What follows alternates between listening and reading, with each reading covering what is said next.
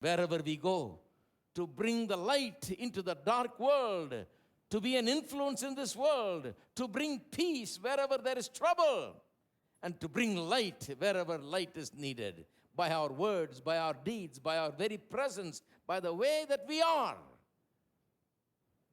That's what he's talking about.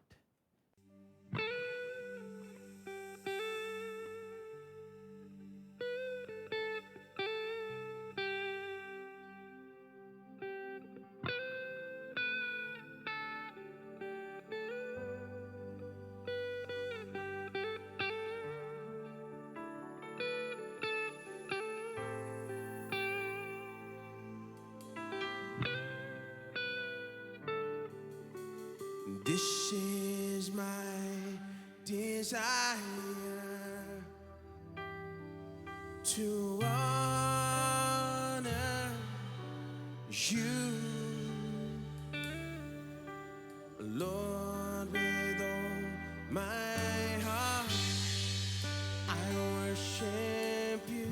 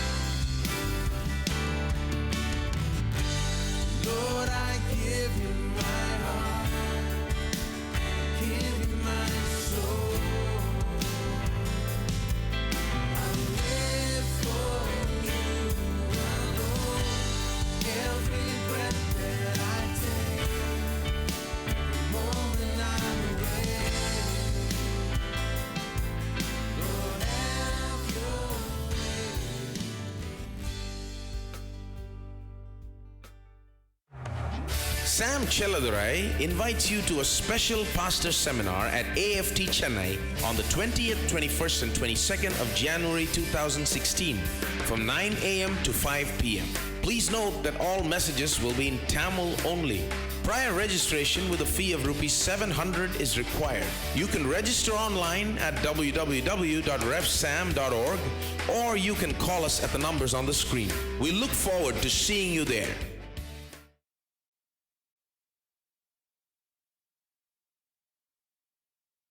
The world hides many things about man. There is a superficial charm and manner and culture that conceals what man really is. Have you ever noticed that?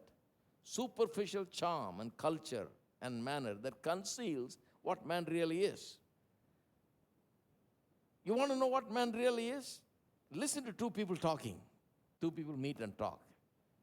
They're meeting, and one guy says to the other, "Oh, what a pleasure it is to meet you. I've not seen you in a long time. How are you doing? How's your wife, children, so on? And you must come by, and we need to get together, and I really miss you," and all of that.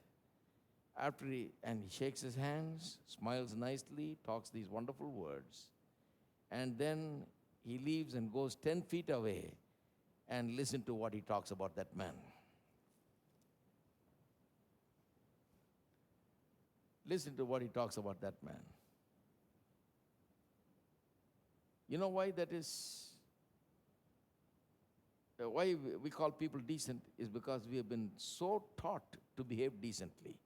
We don't want to pick a fight with anybody. We want to shake hands with everybody. We want to be nice. We want to smile. We say, "Hi, how are you doing?" "Oh, bye," We just want to get through that session, We want to get over that thing and go on, because we really don't like the guy. We don't want to have anything to do with him. We actually hate him. But we have been told how to politely behave. We've been told and taught. There are some classes conducted for this, These are life skills, they call it. Life skill is that you don't reveal what you are on the inside, but you put on something on the outside. You may be sad on the inside, but you don't look sad. You look happy. You smile. You may be angry on the inside, but you don't look angry.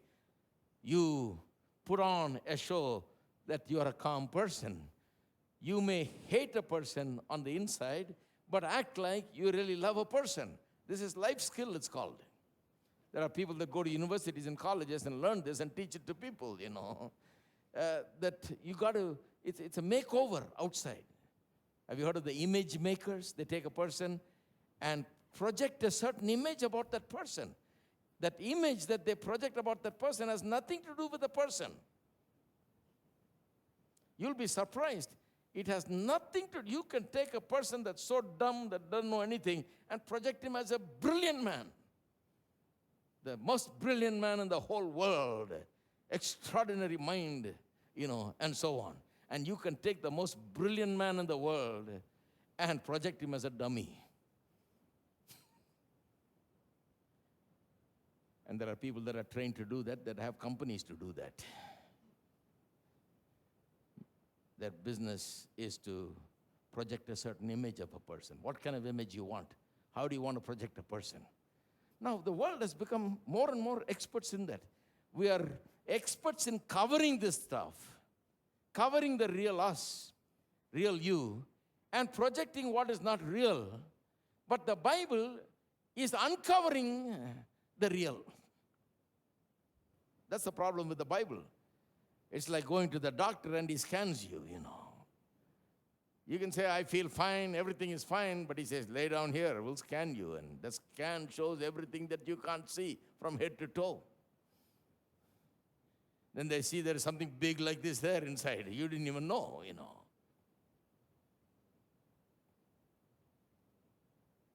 The world is good at covering up. That is why we say, well, people are decent. They don't. No. People are taught to behave decently, but do you know there are lusts and pleasures that they are serving like a slave? There may be big people, powerful people, but there are lusts and pleasures that they can't be delivered from. They serve it like a slave. They obey it. They run after it. They do it because they're enslaved by it. There is a power that takes them by the neck and makes them do it, and they obey it. They follow it.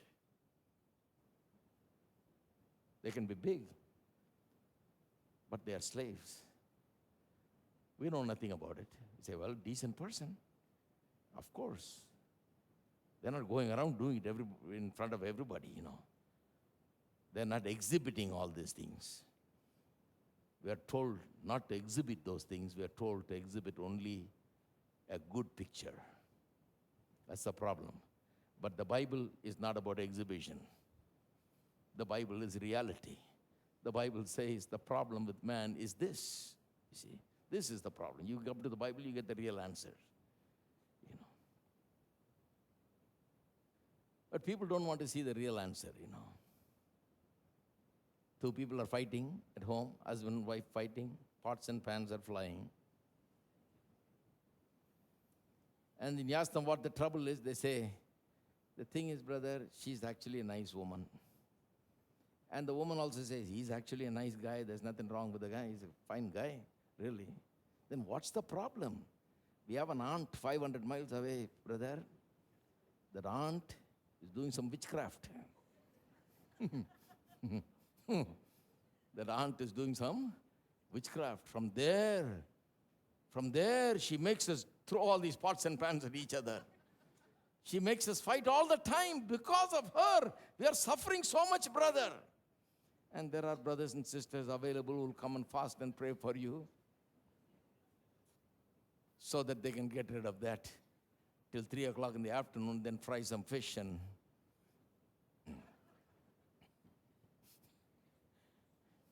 this is the way the world goes, We only see we don't believe the Bible. We don't believe what the Bible says. If you look at the Bible will say that the problem is within us. The Samaritan woman came to Jesus, married 5 times, 6th time she's living with a man, checking him out, whether she should marry him. She's got enough problems, 5 times it hasn't worked. If it's only 2, 3 times, you can say maybe the husbands are wrong, some bad guys are out there, and every time she got a bad deal. But this is 5 times. Then now you take a good look at the woman, Wait a minute,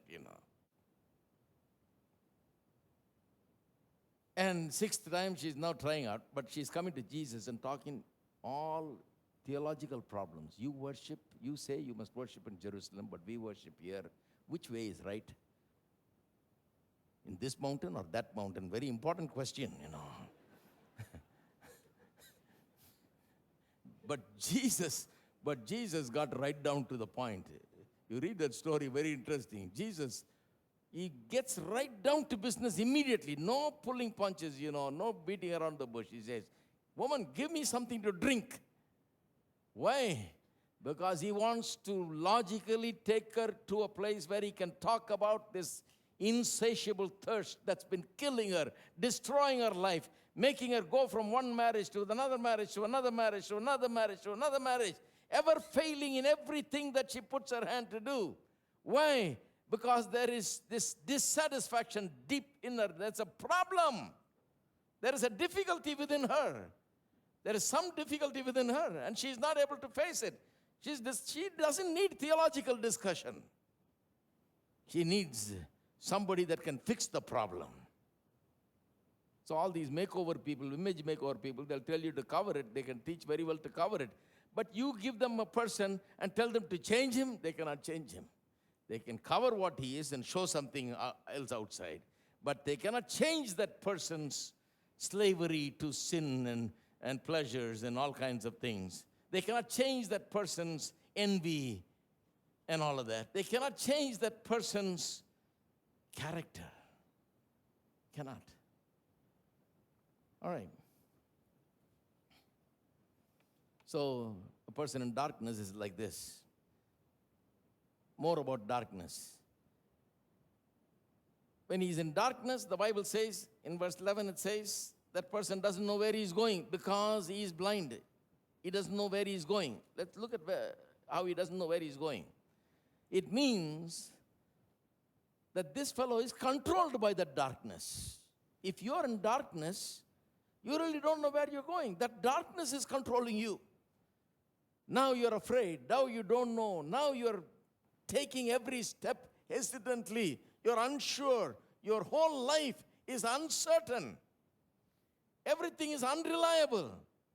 By chance, you may make it to the right destination, Even his happiness and everything depends upon circumstances. Everything goes well, he's fine. If he meets the right people, he's happy. If he met the wrong person, the whole day is spoiled. That's why some people, when they come out of the house, they want to make sure they face the right person. Because one wrong person they face, the whole day is gone. What a way to live a life, You face one wrong person, is it going to spoil you the whole day?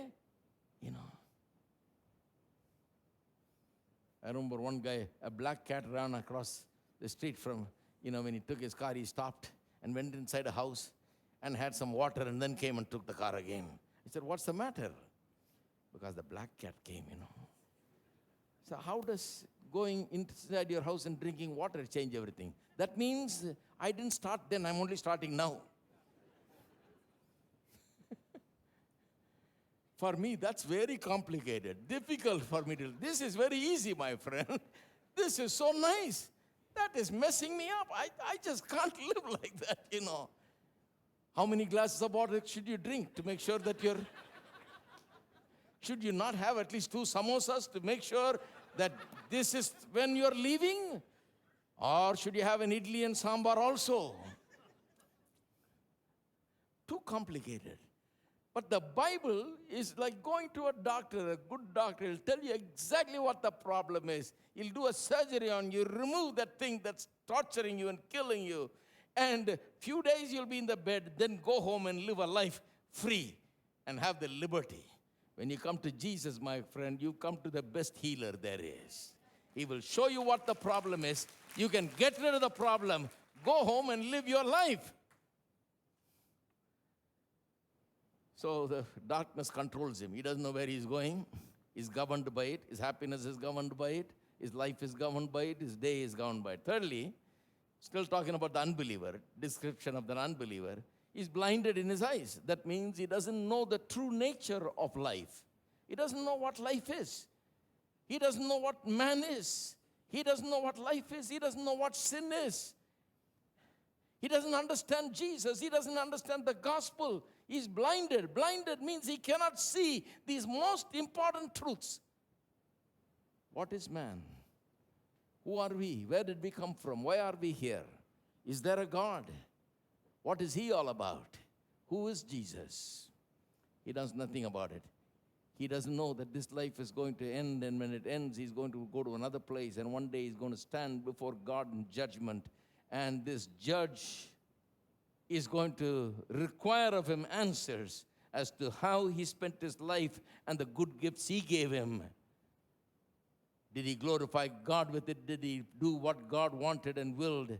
Or has he lived his own life? He's got to answer. He doesn't understand. He doesn't understand anything about his eternal destiny, where he's going and why he's here and all that. He doesn't understand life at all.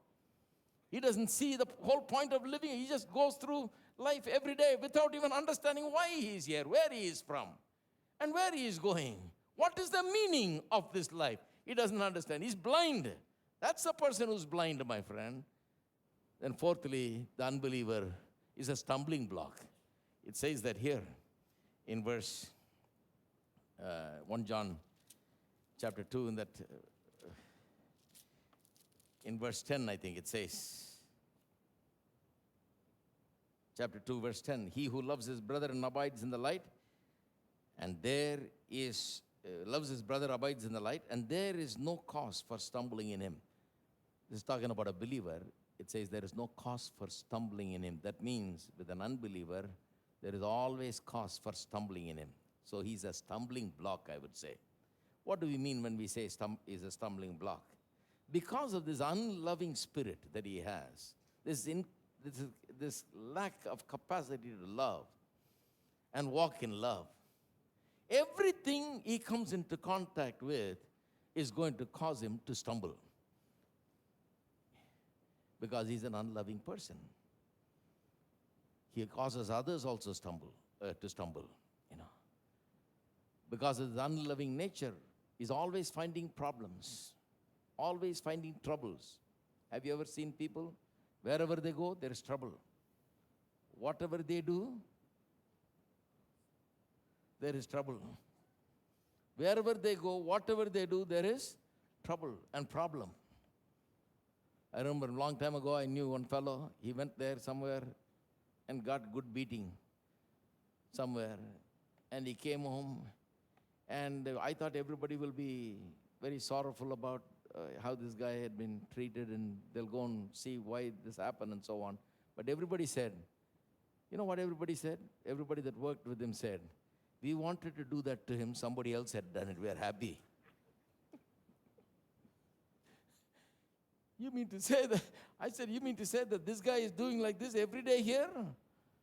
And you're patiently putting up with him? The others, they are in the light, you see, so they're putting up with this guy. He's constantly irritating them. And when he went and got in the wrong crowd, he got good beating. Because these people are like that. They are always people who stumble because they always find the problems. They're like magnets that draw the problems and troubles to themselves. They see insults where no insult exists.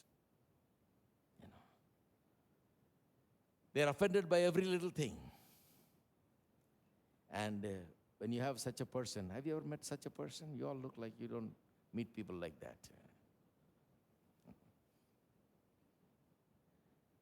When you meet such a person, you also get tensed up because if you say this, then he will think that. If you do this, then he's going to misunderstand you. So you got to be when he comes home, you got to prepare your whole home, what to say. You got to tell your wife, don't talk about that. Tell your children, don't even mention that. Don't bring that up because this guy is coming, He'll upset the whole equation. The peace of the home will go, That's what it's talking about. There is occasion for stumbling all the time for the guy. Because he's got that unloving spirit. There is no love. There's no capacity to love. He is walking with hate. He is walking with all these hang-ups and excess baggage all over him, hanging over him. And wherever he goes, he invites troubles. He's finding some faults, and he's always finding insults where there is no insult existing. And it's causing other people also to stumble because they got to be careful with him. They got to cover up everything and all that and deal with him in a very special way and so on. Are you there? Now the believer. That's a description of the unbeliever, the one in darkness. This darkness is always problematic, complicated people, complicated. Nobody can satisfy them. What is a believer like? He is exactly the opposite of this person who is in darkness. What is so different about him? They are in a different realm. They are in the light. Their eyes have been opened. They have a purpose that is governing them, not the circumstances. They are governed by a purpose. They are walking purposefully. They are walking in the light. Therefore, every step they take in the light. They know where they are going. They will surely reach their destiny. Every day is meaningful. Every breath is meaningful because their eyes have been opened to who they are. They realize their sin, and they realize that Jesus is the answer. They realize that the gospel is the solution. So they've turned to Christ and given their lives to the Lord. And something has happened in them. They've been removed from the darkness, from the realm of darkness, and brought into light. Now they walk in the light and do the commandments of God. They don't trip and stumble as they go and as they meet people in the world. Wherever they go, there is peace. Even if they go to a place where there is trouble, there will be peace. Because they went there, they will calm the place down. They will bring peace. They will speak words of life. They will speak calmness there. They will speak serenity there. The atmosphere will be filled with serenity when they are there. And they will help people, when they're with people, with others, they'll bring out the best from them. You know, some people are good at bringing out the worst. You don't ever want to get with them, right? Because they bring out the worst. They have a capacity to bring out the worst. But Christians are not like that. They have the capacity to, even when they move with a guy who is in darkness, their light begins to shine on them. The guy begins to see his life and begins to understand his whole approach to life. He begins to think about his own life. Just being with the person of light is like that. It makes a difference. A Christian is such a person. He's always in the light. They see the nature of sin, and they know that sin and Satan is what makes people hateful and envious, slaves to lusts and so on. They understand why a person behaves like that. So they can even love a sinner. They don't like what he does, but they can understand why the guy is doing. They can even feel sorry for him. They can pray for him. They can even go and help him. A true Christian will not just criticize the sinner, will not just put down the sinner, saying that he's bad and so on. What he will do is he will feel sorry and he will feel a compassion because he knows that he's a victim of sin and Satan, that he's suffering from these things because the devil has got him. That we must pray for him, that we must help him, that we must do something about that. That's the way the Christian approaches.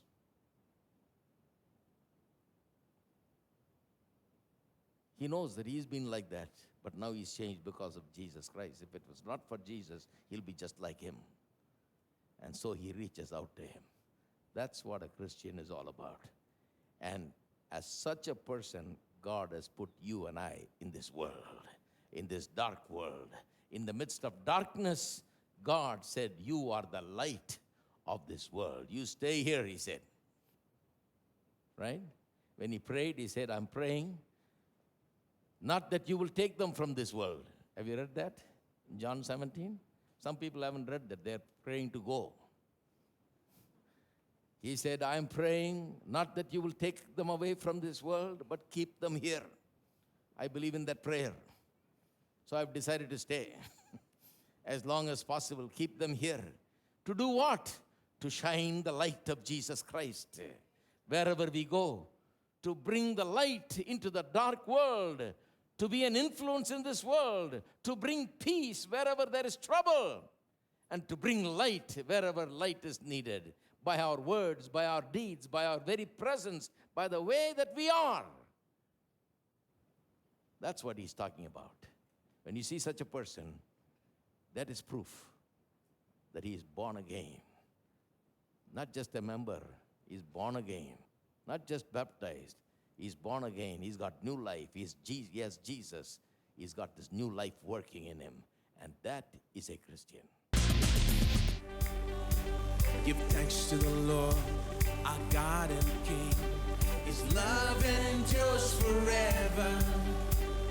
For he is good, he is above all things. His love endures forever. Sing praise, sing praise. With a mighty hand and an outstretched arm, his love endures forever. For the life that's been reborn, his love endures forever. Sing praise,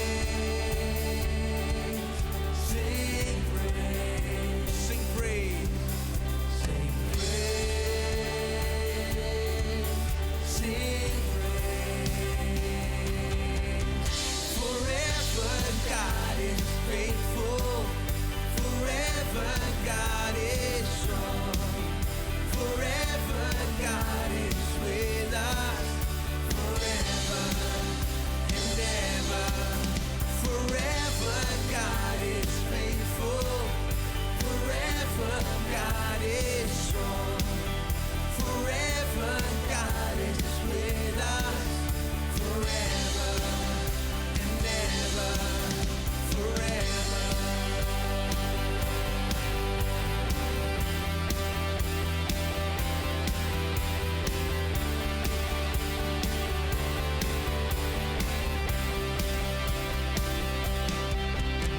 From the rising to the setting sun, his love endures forever.